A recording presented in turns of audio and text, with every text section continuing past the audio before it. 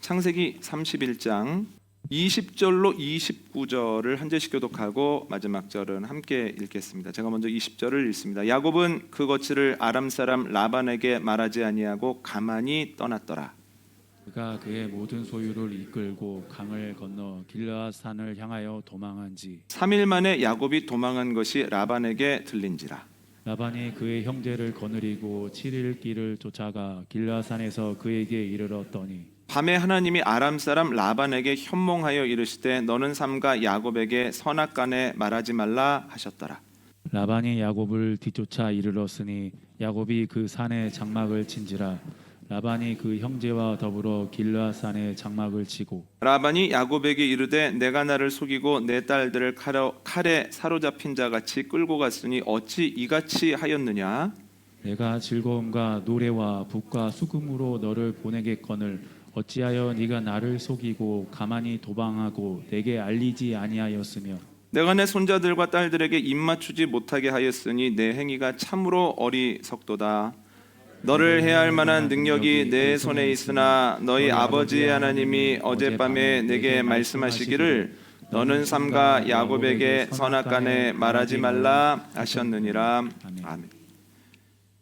야곱은 20년 전에 고향을 떠나 하란으로 왔습니다.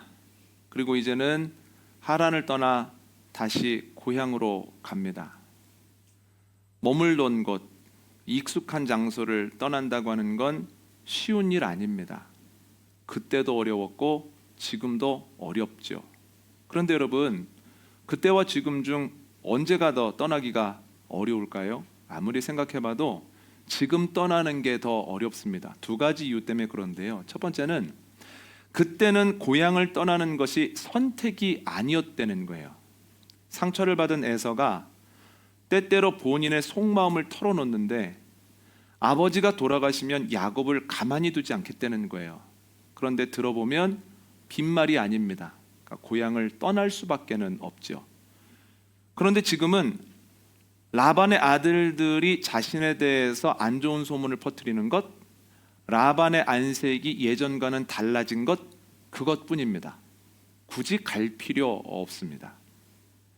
꼭 가야 돼, 가는 건 정해진 거야 하면 언제 갈지 어떤 방식으로 갈지만 결정하면 되는데, 가도 되고 안 가도 되는 상황이라면 결정이라고 하는 무거운 짐이 더 얹어지는 거거든요. 그래서 올 때보다 지금 가려고 할 때가 훨씬 더 고민이 되고 어렵다는 거예요. 두 번째 이유는 올 때는 혼자였지만 지금은 혼자가 아니라는 겁니다. 혼자였을 때는 외로운 반면 가벼웠습니다. 그런데 이제는 함께 하는 사람들이 있기 때문에 무겁고 어렵습니다. 아내가 4명, 아들이 11명, 딸이 1명, 종들도 다수, 그리고 가축도 적지 않습니다.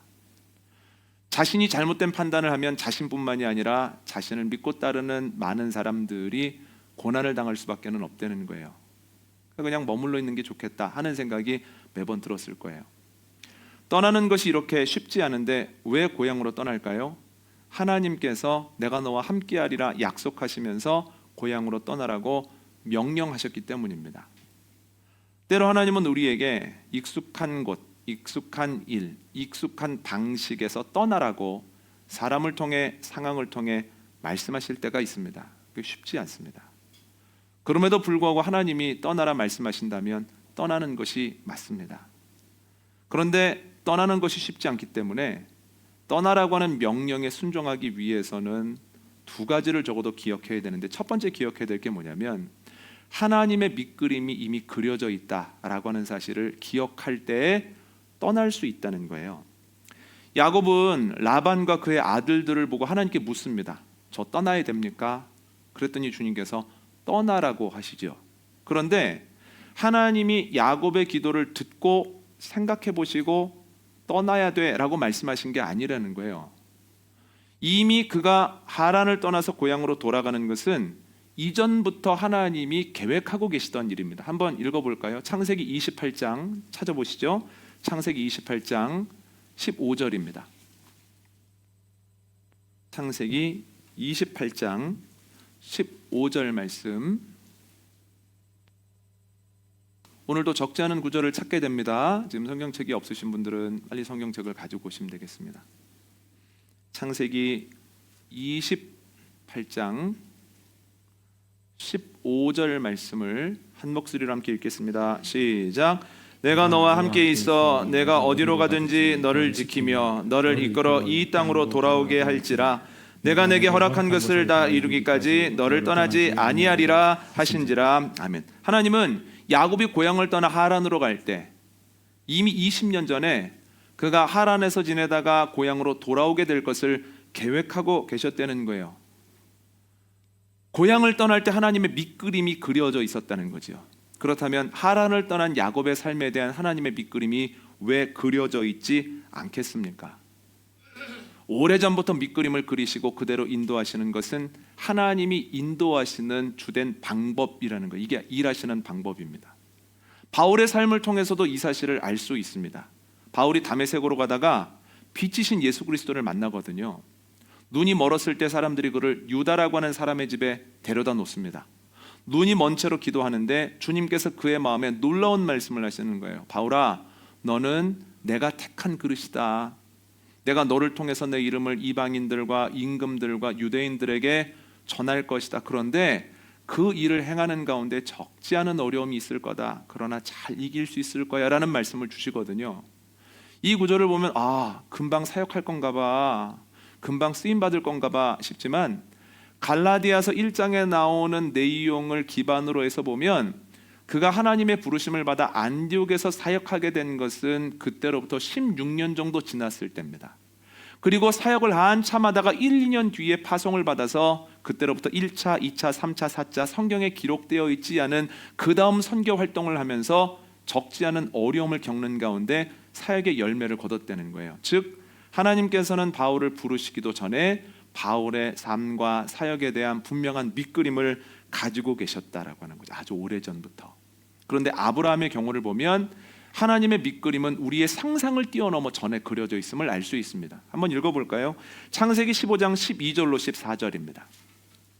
창세기 15장 12절로 14절입니다. 함께 읽습니다. 시작. 해질 때 아브라함에게 깊은 잠이 임하고 큰 흑암과 두려움이 그에게 임하였더니 여호와께서 아브라함에게 이르시되 너는 반드시 알라. 내 자손이 이방에서 객이 되어 그들을 섬기겠고 그들은 400년 동안 내 자손을 괴롭히리니 그들이 섬기는 나라를 내가 징별할지며 그 후에 내 자손이 큰 재물을 이끌고 나오리라. 아멘. 하나님께서는 수백 년 전에 이스라엘 사람들이 애굽에 들어가서 번성하게 될 것, 거기에서 고난받게 될 것, 또한 하나님의 인도하심을 따라 애굽에서 나오게 될 것을 이미 그려놓고 계셨다는 거예요. 얼마나 놀랍습니까? 여러분, 하나님은 신앙의 선배들뿐만 아니라 우리의 삶에 대한 밑그림도 이미 그려놓고 계십니다. 이것을 믿을 때에만 내 눈에 보이는 것이 없고 내 삶이 내 뜻대로 안 풀리는 것 같아도 낙심하지 아니하고 오히려 기도하는 가운데 궁금하게 여길 수 있습니다. 하나님의 밑그림이 뭘까? 하나님이 무엇을 계획하고 어떻게 인도하실까? 기대감이 하나님의 사람들에게 넘치죠. 주님의 밑그림이 이미 그려져 있음을 기억하고 기대하는 은혜가 저와 여러분에게 넘치게 되기를 원합니다. 그런데 성경을 보면 하나님의 밑그림은 꽤 섬세합니다. 출애굽기 3장 한번 찾아볼까요? 출애굽기 3장 19절로 21절입니다.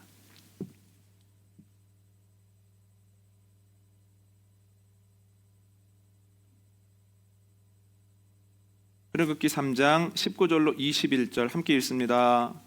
시작.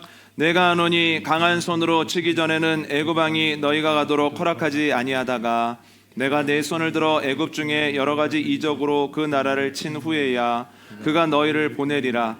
내가 애굽 사람으로 이 백성에게 은혜를 입히게 할지라. 너희가 나갈 때 빈손으로 가지 아니하리니. 아멘. 하나님께서 떨기나무에서 모세를 부르시고 말씀하십니다. 내가 이스라엘 사람들의 부르짖는 소리도 들었고 그들의 고통받는 모습도 보았다. 이제는 너를 통해서 그들을 출애굽시키고 가나안으로 인도할 거다. 그랬더니 모세가 단호하게 거절합니다.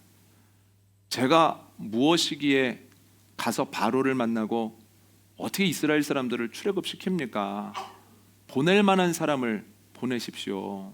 그랬더니 주님께서 아니야, 분명히 가면 역사가 일어나서 지금 이 산에서 너희가 나를 예배하게 될 거야, 계획이 있다는 말씀을 넌지으시 하시거든요.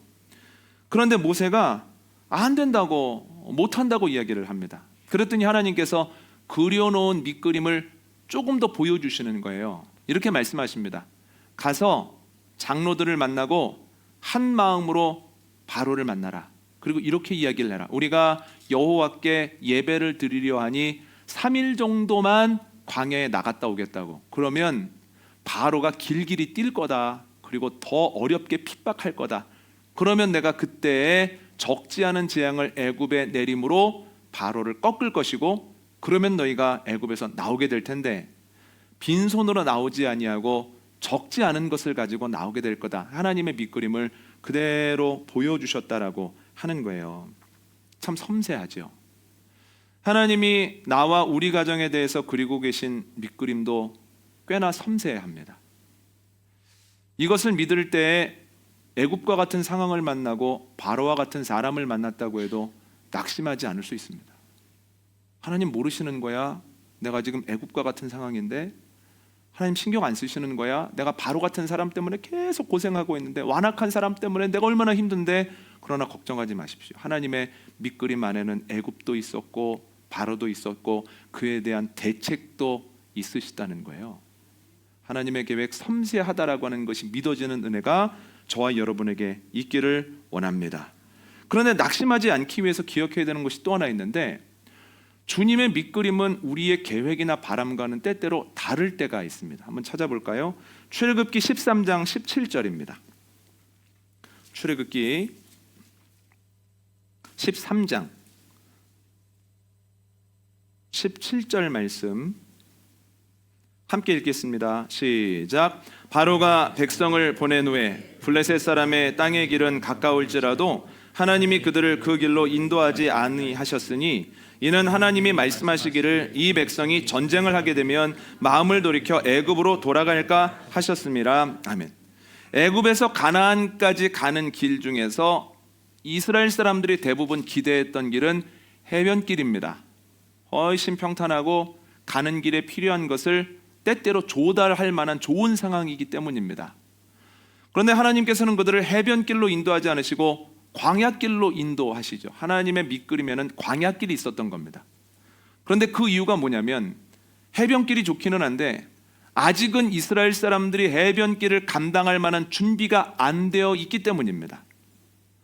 우리도 종종 이와 같은 일들을 경험합니다. 내 생각은 이게 맞는데, 하나님이 이렇게 해주셔야 될 것 같은데, 이렇게 해주시면 좋을 것 같은데 하나님의 계획 안에 그것이 없죠. 그래서 기다리게도 하시고 어렵게도 하십니다. 그때 우리가 믿음 안에서 해석해야 되는 건 두 가지입니다. 첫 번째는 뭐냐면, 내가 보기에는 좋은데 하나님 보시기에는 좋지 않을 수 있겠구나. 그래서 안 주시는구나. 이런 경우가 하나가 있고, 두 번째는 좋은 건 맞는데 아직 내가 감당할 만큼 준비가 안 돼 있구나. 여러분, 내 생각과 다른 일들이 일어날 때 이 두 가지 중에 하나야 주님에 대한 신뢰를 표현하며 나아가는 저와 여러분 되시기를 원합니다. 우리의 바람과 우리의 그림과 하나님의 밑그림은 때때로 다르지만 하나님이 그리신 그림이 맞대는 거예요. 가장 좋다는 거예요. 이스라엘 사람들이 바라는 대로 해변길을 갔으면 어떻게 되겠습니까? 고생하다가 흩어져 버렸겠죠. 감당하지 못하고. 그러나 주님께서 광야길로 인도하셨을 때 그들이 점점 오합지졸해서 여호와의 군대가 되어지고 광야를 넘어서는 과정 가운데에서 하나님이 하신 일들에 대한 간증이 그들의 삶을 채워가기 시작했다라고 하는 거죠. 그런데 우리가 하나님의 밑그림에 대해서 오해하면 안 되는 사실 하나가 있습니다. 하나님이 오래전부터 섬세하게 좋은 밑그림을 그리시고 그대로 행하신다면 나는 가만히 있으면 되겠네. 내가 잘 살려고 노력할 것도 없고, 또한 죄된 생각이 들면 그대로 해도 하나님께서 그냥 알아서 계획하신 대로 그려놓으신 대로 행하시겠네 라고 생각하기가 쉽지만, 여러분, 하나님께서는 우리에게 분명히 자유의지를 주셨습니다. 선택권을 주셨습니다. 밑그림을 그려 놓으셨는데 우리가 자유의지를 가지고 주님의 밑그림에 합한 삶을 살아가면 주님께서는 순조로움과 평탄함을 허락해 주신다는 거예요. 반대로 밑그림을 잘 그려 놓으셨는데 그에 반하는 행동을 하면 그에 대한 책임을 반드시 물으신다는 거예요. 대표적인 경우가 아담과 하와입니다. 하나님께서 밑그림을 그려 놓으셨음에도 불구하고 그 밑그림에 반하여 선악과를 먹었기 때문에 에덴 동산에서 쫓겨나게 됐다는 거예요. 하나님이 이스라엘 사람들에 대한 출애굽하는 사람들에 대한 밑그림을 그려 놓으셨죠. 그런데 밑그림에 반하여 40일 동안 12명이 정탐하고 난 이후에 우리는 끝났어, 우리는 안 돼, 그들에 비하면 우리는 메뚜기야 라고 하면서 돌아가자고 얘기를 하죠. 어떻게 됩니까? 그랬기 때문에 40년 동안 광야에서 배회하지 않습니까? 또한 하나님께서 허락하신 가나안 땅에 들어가서 주님의 뜻대로 살아가지 아니하고 우상 숭배를 하지요. 그랬을 때 주님께서 책임을 물으시죠. 이방 민족을 통해서 계속해서 그들이 어려움을 경험하게 하시고 회개의 자리로 오게 하신다는 거예요. 반면 주님의 밑그림에 합하여 살았던 경우도 있습니다. 예를 들어 요단강을 건널 때 주님의 밑그림에 합하여 흐르는 물을 밟지요. 그랬을 때 물이 갈라지고 순조롭게 걸어갑니다. 또한 첫 번째 전투인 여리고성에서 하나님의 그림에 합하여 전투를 하죠. 매일 한 바퀴씩 돌고 마지막 날에는 7바퀴를 돌고 마지막에 함성을 지르면서 뿔나팔을 불 때에 여리고성이 순조롭게 무너져 내렸다는 거예요. 여러분, 우리에 대한 섬세한 그리고 가장 좋은 밑그림이 있습니다. 그런데 여기에 가장 중요한 것은 주님께서 주신 의지를 가지고 그 밑그림에 합한 삶을 살아가느냐 반하는 삶을 살아가느냐는 거예요. 여러분, 밑그림에 합한 삶을 살아가는 저와 여러분 복된 가정 되시기를 원합니다.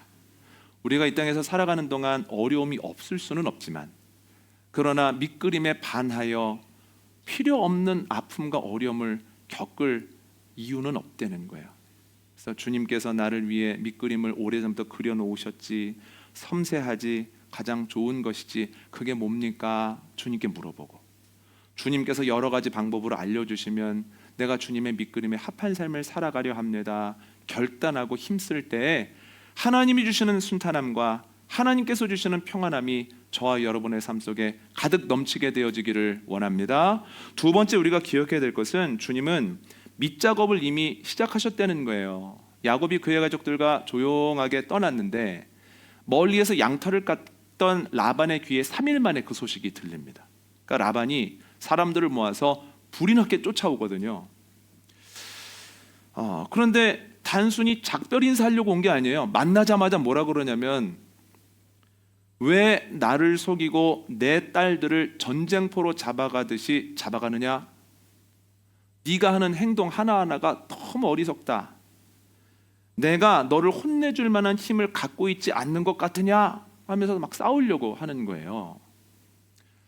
여러분, 이 말을 들으면 야곱이 뭘 크게 잘못했나 봐 싶은 생각이 들지만 실제로는 그렇지 않습니다.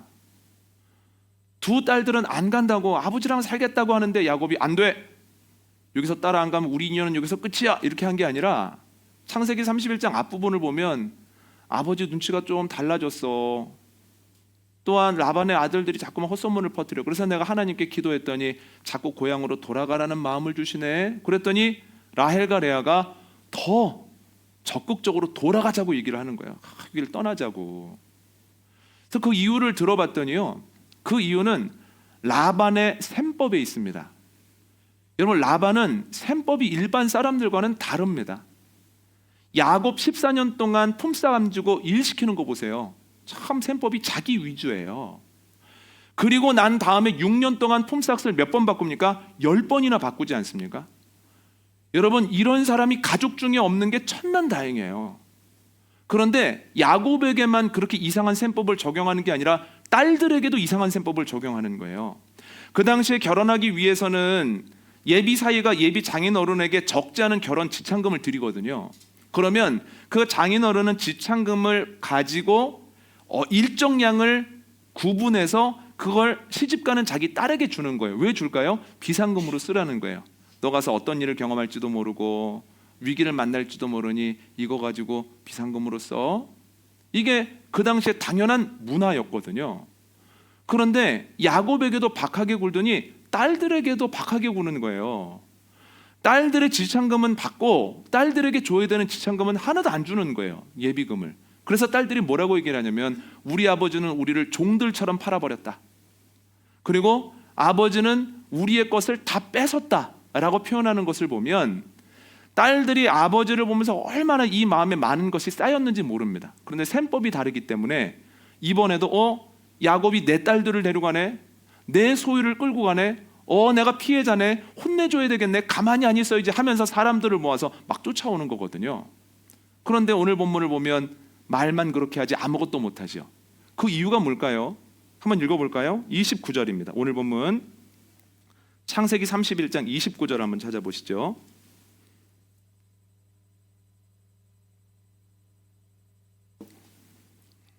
함께 읽겠습니다. 시작. 너를 해할 만한 능력이 내 손에 있으나 너희 아버지의 하나님이 어젯밤에 내게 말씀하시기를 너는 삼가 야곱에게 선악간에 말하지 말라 하셨느니라. 아멘. 하나님이 이미 꿈을 통해서 라반에게 경고하신 거예요. 너 내일 야곱을 만나거들랑 아무것도 하지 마. 선악간의 시시비비를 따지지 마. 그냥 보내. 안 그러면 내가 가만히 안 있을 거야 라고 경고를 하셨죠. 라반이 두려움을 느낀 거예요. 그래서 야곱에게 이런저런 이야기는 하지만 전혀 해코지는 못하는 겁니다. 주님이 뭘 해놓으신 겁니까? 밑작업을 해놓으신 거예요. 하나님께서 밑그림을 그리시고 야곱에게 고향으로 돌아가라고 말씀하시지 않았습니까? 그리고 난 이후에 야곱이 기도하기도 전에 알지 못하는 방법으로 밑작업을 해놓으심으로 그의 길이 순탄하게 만들어 놓으셨다는 거예요. 그러니까 주님은 밑그림을 그려놓으시고 밑작업을 하심으로 순탄함을 허락해 주시는 분이죠. 여러분, 야곱에게만 그런 것 아닙니다. 모세에게도 이런 일이 있었습니다. 하나님께서 모세를 바로에게 보내시죠. 그런데 모세가 너무 힘들어합니다. 주님, 저는 입이 뻣뻣한 자입니다. 혀가 둔한 자입니다. 저 못합니다. 그런데요, 이게 핑계만은 아니라는 거예요. 애굽 떠난 지 40년입니다. 그러면 당연히 입이 둔해질 수밖에는 없죠. 그랬을 때 주님이 뭐라고 말씀하십니까? 걱정하지 마라. 내가 밑작업 해놨다. 내가 아론을 준비해놨으니 넌 가기만 해. 그러면 아론이 너를 와서 만날 거야. 순종하였더니 그렇게 되더라는 거예요. 밑그림을 그리시고 그 길이 순탄할 수 있도록 밑작업을 해놓으셨죠. 우리가 알지 못하고 기도도 하기 전에 말이죠. 개인에게만 그런 게 아닙니다. 민족에게도 이런 동일한 일을 하셨습니다. 하나님께서 이스라엘 사람들에게 해변길이 아니라 광야길로 가라고 하셨죠. 그런데 광야길을 가는 동안 하나님이 이미 준비해 놓으셨기 때문에 그들이 광야를 걷는 동안 먹는 것, 마실 것, 입을 것, 신을 것이 부족함이 없었다는 거예요. 그래서 다 지나고 보니 야, 주님이 다 준비해 놓으셨었네. 주님이 준비해 놓으셨기 때문에 이 길을 가라고 명하신 거였네. 주님의 밑작업에 대한 것들을 고백할 수 있었다는 거예요. 여러분, 주님의 놀라운 은혜죠. 지금도 주님께서는 우리를 위한 계획을 가지고 계시고 그 계획에 순종하는 가운데 순조로울 수 있도록 지금도 일하고 계십니다. 생각해 보니까 저에게도 밑그림과 밑작업이 있었더라고요. 전에도 드렸던 말씀인데요. 한 번 더 말씀을 드리면 17년 전에 이제 단독 목회, 전도사로 단독 목회를 하다가 목사 안수 받을 때가 되었습니다. 그런데 목사 안수를 받고 제가 다른 곳에 부목사로 가야만 제가 안수받을 수 있도록 자리를 양보해 주시고 정말로 멀리 떠나 계셨던 멘토 목사님이 3년 반 정도 후에, 그러니까 제가 사역했던 그 기간 후에 돌아오실 수 있는 거예요. 그래서 어디를 가야 하나, 내가 어디를 가야 되는데 이렇게 생각을 하고 있는데 감사하게도 3군데 정도에서 목사 안수를 받고 와서 사역을 하는 게 어떻느냐라고 하는 제안이 있었습니다. 그래서 혼자 고민하는 거예요. 목사 안수를 받으면 여기를 갈까? 여기가 좋을까? 여기가 더 재미있을까? 이렇게 고민을 하는데요. 갑자기 수요 예배를 드리고 기도하려고 하는데 이런 마음이 드는 거예요. 내가 입술로는 하나님의 종입니다, 하나님께 순종합니다 라고 얘기를 하면서 임지를 정할 때는 내 마음대로 하네. 어디가 좋을까를 내가 비교해보고 있네. 이건 아닌 거야. 그래서 하나님께 기도를 했습니다. 하나님께서 어디를 가라고 저에게 뜻을 알려주시면 제가 그대로 순종하겠습니다. 제가 토 안 달고 가겠습니다. 이렇게 기도를 하고 이제 눈을 떴거든요. 그러니까 제가 뜻했던 바는 뭐냐면 그 새 교회 중에서 어디를 가라고 알려주시기만 하면 그렇게 하겠다는 거였거든요. 그런데 하나님하고 의사소통이 잘못된 모양이에요. 다른 곳에서 전화가 온 거예요. 전화를 받았더니 나 만나교회 담임 목사인데 안수 언제 받나? 내년 4월에 받습니다. 그러면 안수 받은 다음에 우리 교회 와서 사역을 같이 좀 했으면 좋겠는데 하면서 오라는 거예요. 그래서 깜짝 놀랐습니다. 저는 이것을 주님의 인도로 받아들였습니다. 그리고 그렇게 기도를 했으면 가는 게 마땅하다라고 생각을 했거든요.